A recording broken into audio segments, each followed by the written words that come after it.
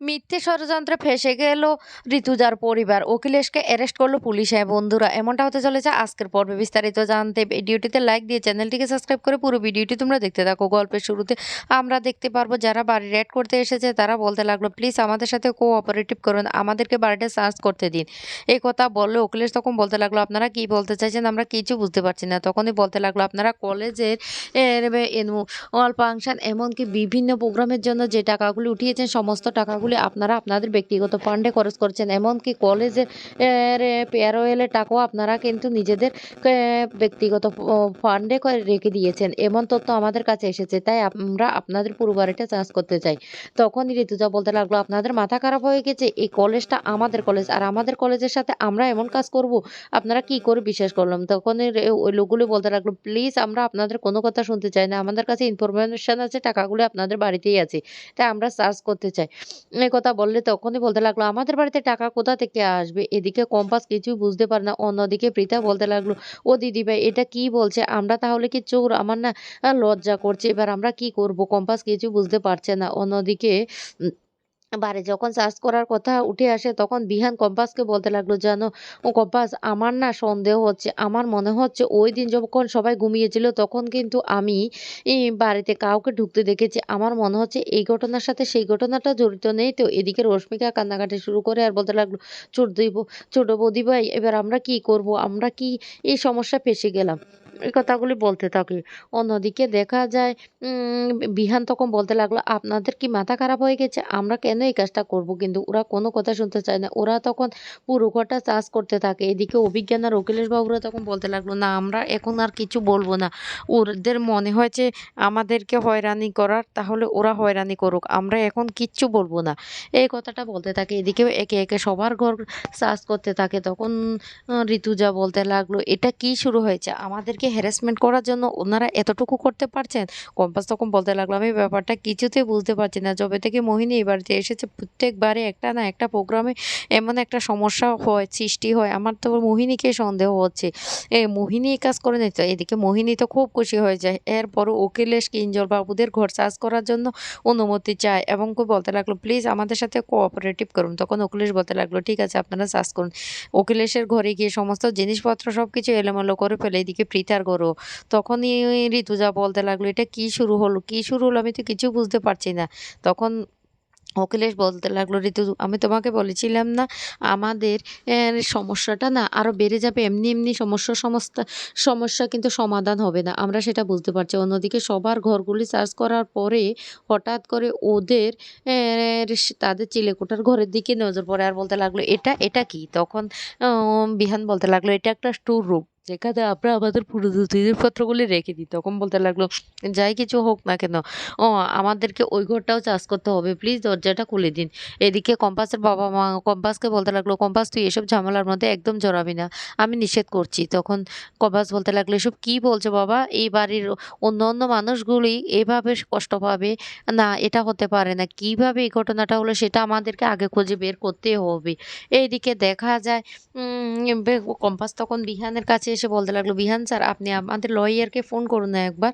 বিহান তখন বলতে লাগলো, আমার মাথায় কিচ্ছু আসছে না। তারপরে বিহান তাদের লয়ারকে ফোন করে, কিন্তু ও ওই লোকগুলি কারো কোনো কথা না শুনে তাদের ওই ঘরটাতে চলে যায় আর সেখানে গিয়ে সমস্ত জিনিসগুলি খুঁজতে থাকে। তখনই বিহান বলতে লাগলো, কম্পাস আমি কিন্তু ওই দিন রাত্রে এই স্টোর রুমে কিন্তু একটা আওয়াজ পেয়েছিলাম, বিশ্বাস করো আমার মনে হচ্ছে কিছু একটা গন্ডগোল আছে। ওই দিন কেউ আমাদের বাড়িতে ঢুকেছিল আর পুলিশরা তন্ন তন্ন করে খুঁজতে গিয়ে হঠাৎ করে একটা ব্যাগ খুঁজে পায়। আর বলতে লাগলো, এই ব্যাগটা কোথা থেকে এখানে আসলো। তারপরে ব্যাগটা খুললে দেখতে পায় ব্যাগ ভর্তি টাকা। তখন তো ওরা এগুলি দেখে চোখো চড়ক গাছে উঠে যায়। আর বলতে লাগলো, এতগুলো টাকা। তারপরে তারা তাদের অফিসারকে কথাটা জানিয়ে দেয়, এমনকি বাড়িতে পুলিশ চলে আসে। আর বলতে লাগলো, এতগুলো টাকা কোথা থেকে এই ঘরে আসলো। বিহান তখন বলতে লাগলো, বিশ্বাস করুন আমি সেটা জানি না। মোহিনী তখন বলতে লাগলো, আমাদের কাজ সাকসেস হয়ে গেছে, আমি এবার মুক্তিকে খবরটা জানিয়ে দিই, আমাদের প্ল্যান মাফিক কাজটা হয়ে গেছে। কম্পাস তখন বলতে লাগলো, কিছু তো একটা গন্ডগোল আছে এর মধ্যে, তবে কে গন্ডগোলটা পাকিয়েছে সেটাই তো বের করতে হবে। এই করে নিশ্চয়ই বিহান স্যার বলেছে কেউ এসেছে, কেউ তো এসেছে। বিহান তখন বলতে লাগলো, "বিশ্বাস করুন আমরা জানি না।" এদিকে অখিলেশ বাবুদেরকে বলতে লাগলো, "আপনাদেরকে আমাদের সাথে যেতে হবে জিজ্ঞাসাবাদ করার জন্য।" তখন ঋতুর সন্দেহ হয়ে যায়। ঋতু তখন বলতে লাগলো, "ও কিঞ্জল, অখিলেশ এদিকে এসো তো একবার।" তারপরে ওদেরকে জিজ্ঞাসা করলে তখনই অখিলেশ বলতে লাগলো, "ঋতুজা আমরা জানি না, বিশ্বাস করো এটা অনেক বড়সড় একটা ষড়যন্ত্র। আর এই ষড়যন্ত্র ফাঁদে আমরা পড়ে গেছি। আমি তো তোমাদেরকে এর আগেও বলেছি।" বিহান তখন বলতে লাগলো, "ঐদিন রাত্রেই এই ঘটনাটা ঘটেছে। তোমরা যখন সবাই ঘুমিয়েছিলে তখনই আমি ওই ঘর থেকে আওয়াজ পেয়েছি। কেউ একজন তো এই ঘরে ঢুকেছিল।" তখন ওরা বলতে লাগলো, "আপনারা ভুলভাল আর কত কথা বলবেন? আমাদের সাথে আপনাদেরকে যেতেই হবে। কিঞ্জলবাবু, অখিলেশবাবু আপনাদের সাথে যেতে হবে।" এদিকে মেসেজ পেয়ে মুক্তি খুশি হয়ে অভিজ্ঞান ওকে বলতে লাগলো, "বিজ্ঞানবাবু আমাদের কাজ সাকসেস হয়ে গেছে। ডান। মোহিনী আমাদের কে জানিয়ে দিয়েছে। এবার" তখন অভিজ্ঞানবাবু বলতে লাগলো, "এবার একে, একে ওদের কাছ থেকে আমরা কলেজটা কেড়ে নেব। বোর্ড অফ ডিরেক্টরের মিটিং বসাবো। ওদেরকে যেকোনো প্রকারে কলেজ থেকে বের করতেই হবে।" মুক্তি তখন বলতে লাগলো, "অভিজ্ঞানবাবু আপনি বুঝতে পারছেন না। আপনি যেরকম একজন ব্যারিস্টার তেমনই কিন্তু মুক্তিও উম সে ঋতুও কিন্তু ল নিয়ে পড়ালেখা করেছে। ও জানে। তাই প্লিজ আপনি বোকা কোনো প্ল্যান করবেন না। তাহলে কিন্তু সবকিছু ভেস্তে যাবে।" তখন অভিজ্ঞানবাবু বলতে লাগলো, "আইনের তো ফাঁকফোকর থেকেই যায়। আর সেই ফাঁকফোকর দিয়ে আমরা আ ওই ওদের পরিবারটাকে শেষ করে দেব। কোনো চিন্তা করবে না, কোনো চিন্তা করবে না মুক্তি। আমাদের প্ল্যান মাফিক আমাদেরকে এগোতেই হবে।" এইদিকে কম্পাস তখন বলতে লাগলো, "এটা কি করে সম্ভব? এতগুলো টাকা আমাদের বাড়ির মধ্যে?" তখন ওরা বলতে লাগলো, "আমি আপনাদেরকে এখনো বলছি আপনাদের যতগুলি সম্পত্তি আছে এমনকি কলের সমস্ত কিছু আমরা সার্চ করব।" অখিলেশ তখন বলতে লাগলো, "আপনারা বিশ্বাস করুন এটা একটা বড়সড় ষড়যন্ত্র।" কিন্তু কেউ কোনো কথা বিশ্বাস করে না। ওরা বলতে লাগলো, "আপনাদেরকে যেতে হবে।" তখনই মেঘবালা বলতে লাগলো, "স্যার, স্যার এক্ষুনি কি বাবা আর কাকুমণিকে আপনাদের সাথে যেতে হবে? প্লিজ আমাদেরকে একটুকু সময় দিন। আমাদের লয়ার আসুক। অন্ততপক্ষে আমাদের এইটুকু সময় দিন।" কব্বাসের বাবা তখন বলতে লাগলো, "হ্যাঁ, কাউকে তো তৈরি হতে কিছুটা সময় লাগে। প্লিজ আপনারা সময় দিন।" তখন ওরা বলতে লাগলো, "না, আপনাদের কোনো সময় দেওয়া যাবে না। এমনিতে অনেকটা সময় আমরা দিয়ে দিয়েছি। আর সময় পেলে আপনারা আপনাদের প্রমাণগুলো লোপাট করবেন তো?" মোহিনী তখন বলতে লাগলো, "আমার প্রতিশোধ না নেওয়া হয়ে গেছে এবার। আর একটু আমার মনটা শান্ত লাগছে। এই পরিবারের এই দুজনকে পুলিশ নিয়ে গেলে তারপর আরো ভালো লাগবে।" এদিকে ঋতু বলতে লাগলো, "প্লিজ আপনারা আমাদের কথাটা একবার বোঝার চেষ্টা করুন। আমাদের পরিবারে অনেক বড় চক্রান্ত হয়েছে। কিন্তু কোনো কথা না শুনে অখিলেশ আর কিঞ্জলকে ওরা নিয়ে যায়।"